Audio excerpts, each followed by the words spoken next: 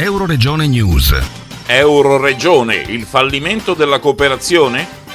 L'Euroregione con Veneto, Friuli Venezia Giulia, Austria, Slovenia e Croazia diviene sempre più un'utopia. Se potessimo auspicare un continente dagli Stati Uniti d'Europa con normative condivise in tutti i settori, da quello lavorativo a quello fiscale, dalla previdenza sociale a quella sanitaria, dal codice della strada alle norme sulla sicurezza, probabilmente non ci dovremmo preoccupare. Barbara Zilli, consigliera regionale per la Lega Nord, come vede la situazione della nostra regione nei confronti delle nazioni che fanno parte dell'Euroregione? La nostra regione è una regione di confine, ovviamente, che dovrebbe meritare una fiscalità di sviluppo o di vantaggio che dir si voglia e che la Serracchiani ha dimenticato. Era un'iniziativa che il governo Tondo aveva promosso, aveva sostenuto, ma che la Serracchiani ha affossato dal primo momento nel quale è diventata governatrice di questa regione. Il risultato di questo è che le nostre imprese ovviamente sono ancora attratte dalla vicina Slovenia e dalla vicina Austria per poter insediare le loro attività e che qui è sempre più difficile, ovviamente essendo terra di confine, terra di frontiera, avere condizioni favorevoli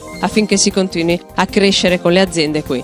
E noi crediamo che una risposta debba essere data soprattutto al tessuto artigianale della nostra realtà regionale e crediamo che questa amministrazione regionale abbia molte colpe rispetto alla crisi che stanno vivendo. Dal Medio Friuli per Euroregione News, Marco Mascioli. I nostri servizi sono disponibili su internet all'indirizzo www.euroregionenews.eu.